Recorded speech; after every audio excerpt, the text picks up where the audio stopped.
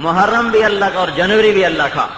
محرم ہماری شناخت ہے، ہماری پہچان ہے. یہ ہمیں پیغام دیتا ہے کہ یہاں یہ واقعہ 2 مہینے بعد بھی ہو سکتا تھا، 2 مہینے پہلے بھی ہو سکتا تھا، چند گھڑی آگے بھی ہو سکتا تھا، چند گھڑی پیچھے بھی ہو سکتا تھا. 10 دن پہلے ہوتا ذوالحج میں ہو جاتا، اور 20 دن بعد ہوتا تو سفر میں ہو جاتا. مہینہ چنا گیا جہاں سے سال کی ابتدا ہوتی ہے. دن چنا گیا جو جمعے کا تھا. جمعرات کو حملہ حضرت حسین پہ جمعرات کو حملہ کر دیا. عمر بن سعد اور شمر نے حملے کے لیے آ گئے تو آپ نے اپنے بھائی عباس کو بھیجا کہ ان سے کہو ہمیں 1 رات مہلت دو، ہم تمہیں کل سوچ کے بتائیں. جمعرات کو عصر کے قریب وہ حملے کے لیے آ گئے. حسین رضی اللہ عنہ اپنے خیمے کے سامنے ایسے تلوار یہاں رکھ کے ایسے اونگ رہے تھے اور اونگ میں نیند آ گئی تو ایک دم آنکھ کھلی، ان کے شور سے آنکھ کھلی. کیا ہوا؟ تو ان کا یہ ہوا کہ ان سے کہو 1 رات کی مہلت دے دو، کل تمہیں سوچ کے بتائیں گے. پھر فرمایا ابھی حضور آئے تھے، مجھے فرما رہے تھے آنے کی تیاری کرو، تم ہمارے پاس آ رہے ہو. ابھی اللہ کے نبی آ کر کہہ گئے تیاری کرو، تم ہمارے پاس آ رہے ہو. اور زینب رضی اللہ تعالیٰ عنہا رونے لگی زور زور سے. تو حضرت عباس گئے، کہنے لگے بھائی ہمیں 1 دن کی مہلت دو. انہوں نے کہا ٹھیک ہے مہلت ہے. تو واپس آئے، فرمایا میں نے یہ مہلت اس لیے مانگی ہے کہ آج رات ہم اپنے اللہ کے سامنے خوب رو دھو لیں. ہم نے فیصلہ تو پہلے کیا ہوا ہے کہ باطل اور محمد کا گھر اکٹھے نہیں ہو سکتے. یہ واقعہ ٹل بھی سکتا تھا لیکن امت کو سبق کہاں سے ملتا، اس لیے آپ نے قربانی اپنے گھر میں رکھی، اپنے گھر سے باہر نہیں جانے دی. فرمایا بھائی آج کی رات ہے، مبارک رات ہے، خوب اللہ سے مانگ لو. اور اللہ گواہ ہے کہ میں نے زندگی سے پیار کیا، اس لیے نہیں کہ چیزیں بناؤں، مال بناؤں. نماز پڑھنے کے لیے، راتوں کو اٹھنے کے لیے، قرآن کی تلاوت کے لیے، روزے رکھنے کے لیے. میرا اللہ شاہد ہے کہ میں نمازوں سے محبت کرتا تھا، راتوں کے اٹھنے کو پسند کرتا تھا، قرآن کے پڑھنے کو میں پسند کرتا تھا. اللہ اس چیز پر گواہ ہے. اور ارشاد فرمایا آج رات اپنی تیاری کر لو بھائی. تیاری کیا ہے؟ اللہ کے سامنے اپنے آپ کو اپنے گناہوں کی معافی مانگ لو. یہ رات ساری کی ساری جمعے کی تھی، رونے دھونے میں گزر رہی، دعاؤں میں گزر رہی. حضرت حسین رضی اللہ عنہ اپنے خیمے میں بیٹھے شعر پڑھ رہے تھے. اف لک یا دہر من خلیل کم لک بالاشراق والاصیل من طالب او صاحب قتیل والدهر لا يقنع بالبديل وانما الامر الى الجليل وكل حي سالك السبيل. امام زین العابدین اس روایت کو بیان فرماتے ہیں کہ میں بیمار تھے اور ساتھ کے خیمے میں لیٹے ہوئے تھے اور حضرت حسین یہ شعر پڑھ رہے تھے، یہ شعر دہرا رہے تھے. تو اس شعر کا مفہوم یہ تھا کہ کل تیاری ہے. کہہ رہے تھے اے زمانے تو کتنا ہی بے وفا ہے، تو نے کبھی کسی کے ساتھ وفا نہ کی، تو نے ہمیشہ چن چن کے لوگوں کو چھانٹ چھانٹ کے اپنے انتقام کا نشانہ بنایا. کوئی نہیں، ہر ایک نے مر جانا ہے، کون ہمیشہ باقی رہے گا. یہ جو شعر سنے تو حضرت زینب رضی اللہ عنہا پھر زور زور سے رونے لگی. تو انہوں نے فرمایا اخیت لا یذهبن حلمک الشیطان، اے میری بہن دیکھنا صبر کا دامن نہ چھوڑنا، شیطان کہیں وار نہ کر جائے، صبر کو ہاتھ سے نہ چھوڑنا. میرا نانا مجھ سے افضل تھا، وہ بھی موت کا پیالہ پی گیا.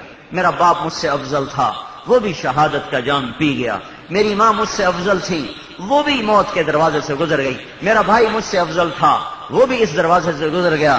اب میری باری ہے، میں انہی کے پاس لوٹ کے جا رہا ہوں. اس میں غم کی کیا بات ہے؟ بے صبر نہ ہونا، بے صبر نہ ہونا. سب سے کہا رات منا لو اللہ کو. کہاں 32 گھوڑ سوار تھے، 40 پیدل تھے، اور اس میں 23 اہل بیت میں سے تھے، اور اس میں بھی 16 آل رسول میں سے تھے، یعنی حضرت حسن حسین کی نسل میں سے، حضرت فاطمہ کی نسل میں سے. کوئی 16 کہتا ہے، کوئی 32، کوئی 23 کہتا ہے، کوئی 14 کہتا ہے، کوئی 18 کہتا ہے.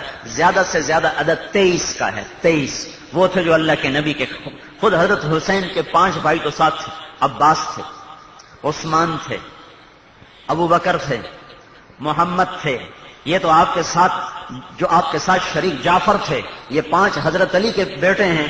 حضرت فاطمہ کے علاوہ جو آپ نے شادیاں فرمائیں ان میں سے 5 بھائی تھے جو آپ کا شانہ بشانہ تھا. حسین رضی اللہ عنہ تو حضرت فاطمہ سے ہیں، عباس ہیں، جعفر ہیں، عثمان ہیں، ابو بکر ہیں اور اب عبداللہ ہیں، یہ محمد ہیں، یہ 5 حضرت حسین کے بھائی تھے جو 7. پھر آپ کے بیٹوں میں علی اکبر شہید ہوئے اور عبداللہ شہید ہوئے اور ابو بکر شہید ہوئے، اور حضرت حسن کے بیٹوں میں قاسم شہید ہوئے، ابو بکر شہید ہوئے، اور حضرت جعفر کے بیٹوں میں اون شہید ہوئے اور محمد شہید ہوئے، اور مسلم بن عقیل کے بیٹوں میں عبداللہ شہید ہوئے. یہ سارا نبی کا گھر تھا، نبی کا گھر تھا، نبی کا گھر تھا جس پر یہ تلوار امت چلا رہی تھی. تو برید بن حذیر فرمانے لگے لوگوں گواہ رہو میں نے کبھی باطل کا ساتھ نہ دیا.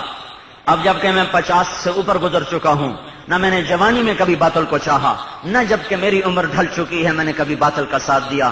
میں نے ہمیشہ حق کا ساتھ دیا. اور اللہ کی قسم آج ہمارے اور جنت کی حوروں میں صرف اتنا فاصلہ باقی ہے کہ یہ کوفے والے آئیں اور ہم پر چڑھائی کر دیں، ہمیں قتل کر دیں، اور ہم جا کر جنت میں اللہ کے نعمتوں میں کہ دسترخوان پہ جا کے بیٹھ جائیں اور جنت کی حوروں کو گلے لگا لیں.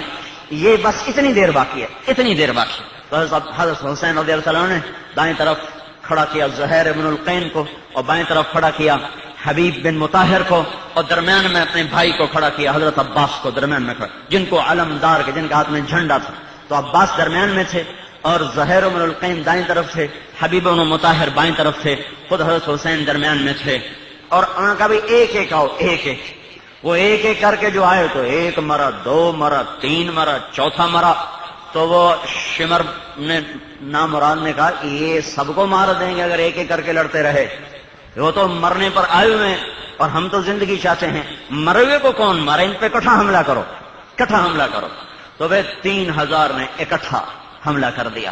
تو جب دیکھا سب سے پہلے مسلم بن اوسج وہ شہید ہوئے اور وہ گرے، تو حبیب بن مطہر نے جا کر ان کو جنت کی ابشر بالجنہ، تو جو جنت کی بشارت ہو، تو انہوں نے مسکراتے ہوئے سر ہلایا، کہ بشرک اللہ بالخیر، کہ تجھے بھی بشارت ہو. پھر ہاتھ کا اشارہ حضرت حسین کی طرف کیا کہ اس کو بچاؤ، اس کے مرنے سے پہلے تم نے مرنا ہے، اس سے پہلے نہ مرنا، اس سے پہلے تم نے مرنا، اس کے بعد نہ مرنا، اس کے پہلے اس کے آگے تم نے مرنا ہے.